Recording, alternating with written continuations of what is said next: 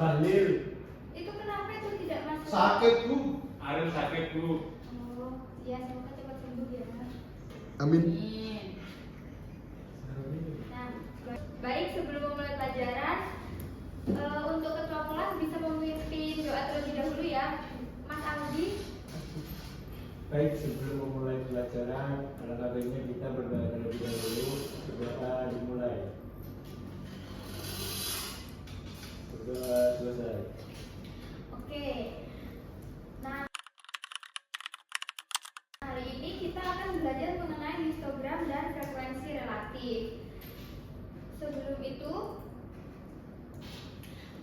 itu, pada pertemuan kemarin kan kalian sudah dijelaskan mengenai jenis data, interval kelas, frekuensi. Nah, hari ini Ibu akan mengulas kembali materi kemarin. Mengulas sedikit aja. Jadi, sebelum membuat histogram itu, kalian kan perlu memahami 3 hal dasar, yaitu ada jenis data, interval kelas, frekuensi. Nah, jenis data itu histogram hanya digunakan untuk data angka kuantitatif. Jadi kalian itu harus bisa membedakan data angka dan data kategori. Nah, yang kedua itu interval kelas. Data itu harus dibagi ke dalam rentang tertentu, misal 0 sampai 2, 2 sampai 4, dan 4 sampai 6. Kemudian interval ini tuh akan menjadi dasar bentuk batang histogram. Selanjutnya frekuensi. Jadi setiap interval harus dihitung berapa banyak datanya. Frekuensi inilah yang menentukan tinggi batang histogram. Jadi jika 3 hal ini sudah dipahami, kan kalian pasti sudah paham karena di pertemuan kemarin sudah dijelaskan materi ini. Jadi ketika menggambar histogram akan lebih mudah karena kalian itu hanya perlu menempatkan frekuensi ke dalam setiap interval kelas.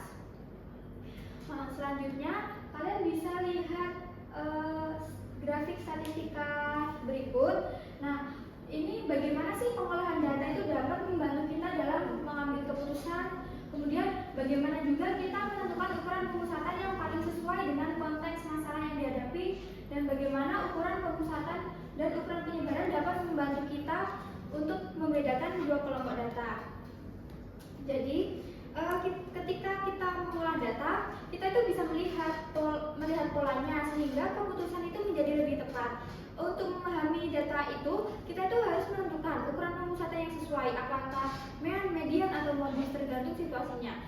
Selain itu, ukuran pemusatan dan penyebaran membantu kita membandingkan dua kelompok data, apakah sebarannya rapat atau lebar, apakah datanya stabil atau tidak. Nah, inilah alasannya mengapa memahami data itu sangat penting sebelum mengambil keputusan dalam kehidupan sehari-hari.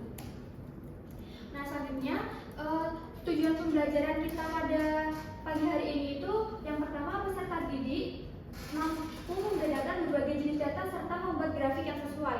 Yang kedua, peserta didik mampu mempresentasikan dan menganalisis data untuk pengambilan kesimpulan. Dan yang terakhir, peserta didik mampu menggambar dan menganalisis diagram batang dan histogram. Nah, selanjutnya, di sini diagram apa saja yang pernah kalian pelajari saat SMP? Diagram batang. Lingkaran. Nah, ya ada diagram batang, lingkaran. Selanjutnya, informasi apa saja yang ada di dalam diagram lingkaran? Persen biasanya.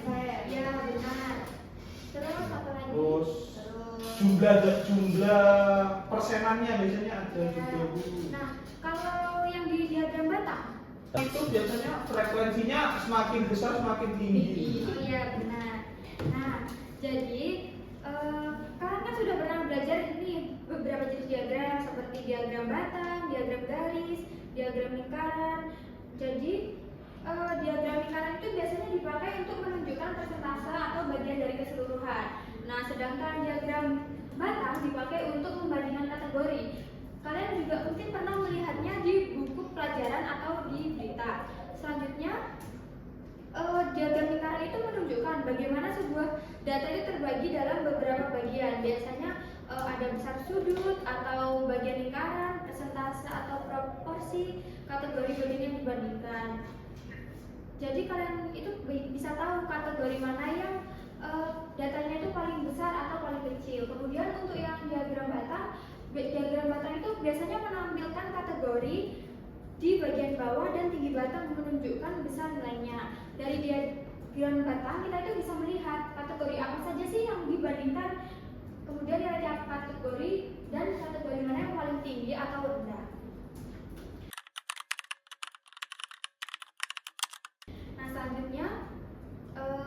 Ibu punya permasalahan. Pada pandemi COVID-19 melanda seluruh dunia pada tahun 2020, setiap harinya jumlah pasien yang terinfeksi virus COVID-19 terus bertambah. Pada tabel berikut ini, kamu dapat melihat rata-rata pertambahan pasien baru positif COVID-19 setiap minggunya di Provinsi DKI Jakarta. Nah, ini pada tanggal minggu 1 itu banyaknya pasien baru positif COVID itu ada 1170 sampai ke minggu ke 1 Januari 2021. Nah, kemudian pertanyaannya, dari tabel pada minggu keberapakah yang mengalami rata-rata kenaikan jumlah pasien positif COVID-19 yang paling besar? Ayo coba yang bisa. Nah, siapa yang kira-kira mau mencoba di depan untuk mengerjakan permasalahan ini? Reza. Ya, Bu. Ya.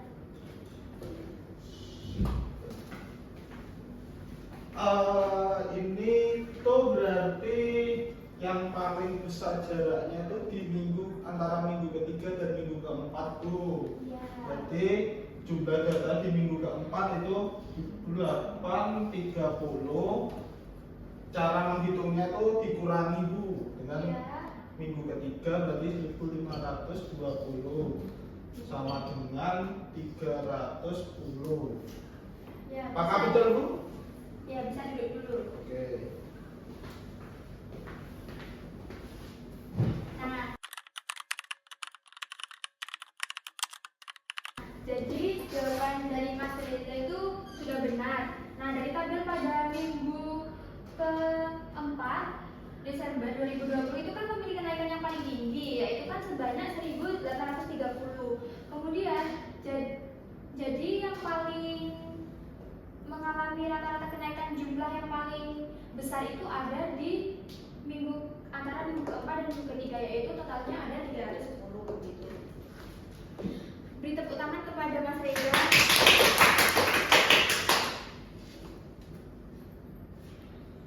Nah, selanjutnya ini Ibu ada pertanyaan lagi dari gambar 6.1 dan gambar 6.2.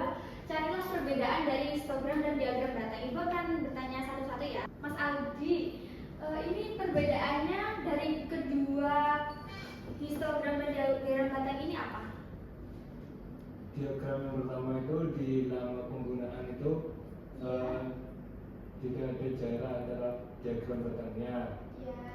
dan bentuk yang diagram batang yang merah itu ada jarak antara diagram batang. Ya. Kemudian Mas Yusfi, perbedaannya?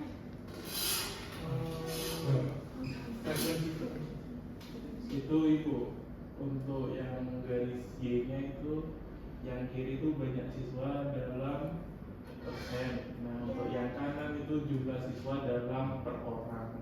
Ya. Selanjutnya Mbak Septina. Itu. Kalau yang satu kan merek sama jumlahnya. Iya. Tapi yang satu kan ada lama penggunaan HP sama banyak siswa. Nah, di lama penggunaan HP itu apa kayak rentang gitu, 0 sampai 4 jam. Ya, selanjutnya Mbak Alvina. Apa frekuensinya itu berbeda? Ya, benar.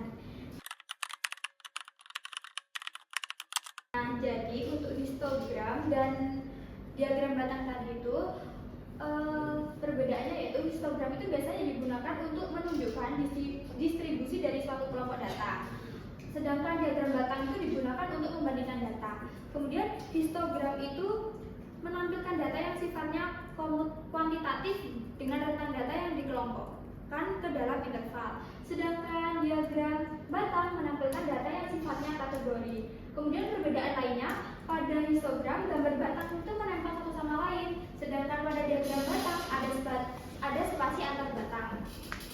Nah, perbedaan terakhir yaitu diagram batang biasanya memiliki batang dengan lebar yang sama, sedangkan lebar batang dalam histogram itu tidak perlu sama selama luas totalnya itu 100% jika digunakan persen atau luas total sama dengan jumlah data. Oleh karena itu, frekuensi data dalam diagram batang dilihat dari panjang batang, sedangkan frekuensi dalam histogram diberikan berdasarkan area pada masing-masing batang. Apa ada yang ditanyakan? Bu, Nah, baik, selanjutnya kalian bisa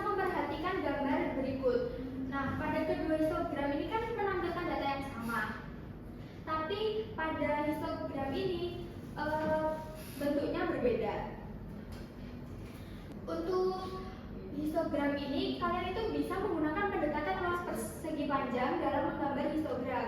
Jadi pada histogram sebelah kiri frekuensi kelas itu kan 0 sampai 2 itu adalah 8. Kemudian untuk luas persegi panjangnya adalah 2 kali 8 sama dengan 16. Kemudian untuk frekuensi kelas 2 sampai 4 itu kan 16. Jadi luas persegi panjangnya adalah 2 dikali 16 sama dengan 32. Jadi untuk luas gabungan kedua kelas tersebut itu adalah 16 ditambah 32 hasilnya 48. Nah, kemudian untuk histogram yang sebelah kanan, frekuensi kelas itu kan 0 sampai 4 itu kan adalah 12. Jadi luas persegi panjangnya itu adalah 4 kali 12 sama dengan 48. Nah, jadi kelas 0 sampai 2 dan 2 sampai 4 pada histogram kiri itu memiliki luas yang sama dengan kelas 2 sampai 4 pada histogram kanan. Sehingga dapat dikatakan bahwa histogram kiri dan histogram kanan itu menjelaskan data yang sama. Hal itu dikarenakan ada penggabungan dua kelas yaitu 0 sampai 2 dan 2 sampai 4 menggunakan prinsip luas persegi panjang. Selanjutnya, apa sih frekuensi relatif itu? Jadi frekuensi itu pada histogram tidak harus selalu menunjukkan banyaknya data yang ada dalam setiap interval. Histogram juga dapat menggunakan persentase sebagai frekuensi relatif dari setiap kelas intervalnya. Histogram itu juga dengan frekuensi relatif sangat efektif jika digunakan untuk membandingkan dua kelompok data dengan jumlah data yang berbeda. Misalnya, jika kamu ingin membandingkan data harian berapa persen penduduk di Jakarta dengan penduduk di Bali yang telah sembuh dari COVID-19, karena jumlah total penduduk yang terinfeksi COVID-19 di Jakarta itu berbeda dengan Bali, maka penggunaan persentase sebagai frekuensi relatif memberikan gambaran yang lebih baik. Untuk contohnya, jadi Dani sering bermain games online, nilai kuis matematikanya jelek. Orang tua Dani melarang Dani untuk bermain games online sampai hasil nilai kuis matematika Dani berubah secara signifikan. Guru matematika Dani setiap minggu memberikan kuis matematika dengan nilai tertinggi 100. Dani membuat grafik batang untuk menunjukkan kepada orang tuanya bahwa nilai kuisnya sudah membaik dalam 5 minggu terakhir. Nah, untuk pertanyaannya yang A, panjang batang nilai kuis 5 Dani 3 kali lebih tinggi dari panjang batang nilai kuis satunya. Nah, apakah nilai kuis 5-nya 3 kali dari nilai kuis satunya? Apakah ada yang bisa menjawab untuk soal yang A? Mbak Alvina mungkin? Saya dulu. Untuk yang A, panjang batang nilai kuis 5 Dani 3 kali lebih tinggi dari panjang batang nilai kuis satunya. Apakah nilai kuis 5-nya 3 kali dari nilai kuis satunya? Jadi nilai kuis pertama Dani kan adalah 40. Iya. Dan nilai kuis ketiga Dani itu 55. Jadi tidak benar kalau nilai kuis kelima Dani 3 kali nilai kuis pertamanya. Beri tepuk tangan dulu kepada Mbak Alvina. Yeay. Nah, jadi benar bahwa nilai kuis pertama Dani kan 40 dan nilai kuis ketiga Dani kan 55. Jadi itu tidak benar kalau nilai kuis 5 dari itu 3 kali nilai kuis pertama. Jadi jawabannya itu tidak benar. Yang selanjutnya ini orang tua Dani kan mengatakan bahwa grafik batang yang dibuat Dani menyesatkan karena dari grafik ini tuh terlihat ada perbaikan signifikan dari nilai kuis Dani dibandingkan dengan kenyataannya. Nah, hal mana sih yang pada grafik ini menyebabkan grafik ini memberikan kesimpulan yang salah? Mungkin ada yang bisa menjawab? Mungkin Mas Yusfi? Jadi yang gitu ada orang tua Dani mengatakan bahwa grafik batang yang dibuat Dani menyesatkan karena dari grafik ini terlihat ada perbedaan signifikan dari nilai kuis Dani dibandingkan dengan kenyataannya. Hal manakah pada grafik ini yang menyebabkan grafik ini memberikan kesimpulan tepat? Nah, untuk jawabannya itu pada sumbu ibu karena tidak memiliki skala yang sama. Dari 0 ke 35 itu digambarkan sangat pendek sehingga tidak memberikan gambaran data yang sesungguhnya. Ya, benar. Beri tepuk tangan kepada Mas Yusfi. Jadi jawabannya benar, Mas Yusfi. Pada sumbunya itu tidak memiliki skala yang sama. Dari 0 ke 35 itu digambarkan sangat pendek sehingga tidak memberikan gambaran data yang sesungguhnya. Karena kita sudah selesai materi untuk histogram dan diagram data, Ibu akan membagi kalian dalam beberapa kelompok untuk mengerjakan LKPD. Untuk LKPD-nya akan Ibu share melalui WhatsApp group. Jadi kan udah Ibu share di grup WhatsApp, nanti bisa berkelompok menjadi 3 kelompok, kemudian bisa kalian kerjakan di kertas. Apakah ada yang dibingungkan?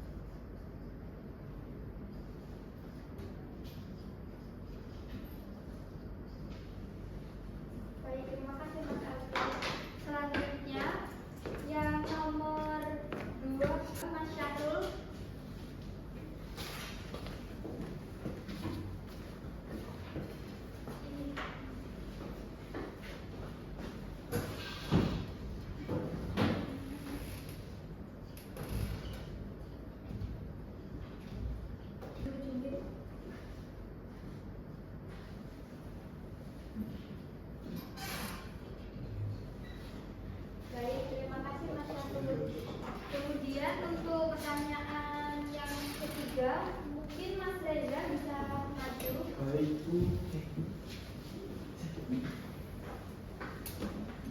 Berapa kata yang menyebutkan Mbak ini dengan interval?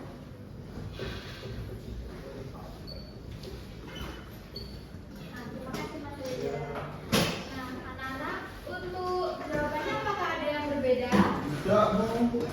Jadi Ibu akan jelaskan untuk jawaban dari LKPD-nya. Nah, yang nomor 1, perhatikan diagram belakang berikut. Diagram berikut kan menunjukkan waktu yang ditempuh oleh para atlet di Olimpiade 1998 cabang di lintas alam 10 km. Yang A, di gambar tersebut ada berapa atlet yang berpartisipasi dalam cabang lintas alam, ada berapa negara yang berpartisipasi dalam cabang ini. Jadi banyaknya atlet yang berpartisipasi adalah 25 orang sesuai dengan banyaknya batang yang ada dan 20 negara jika melihat dari inisial angka yang terletak di belakang nama negara. Kemudian yang nomor 2 itu jawabannya peserta dari negara manakah yang mendapat medali emas. Nah, itu pesertanya dari negara Norwegia. Dan berapakah catatan waktunya? Catatan waktunya itu sekitar 27 menit. Kemudian yang B, berapakah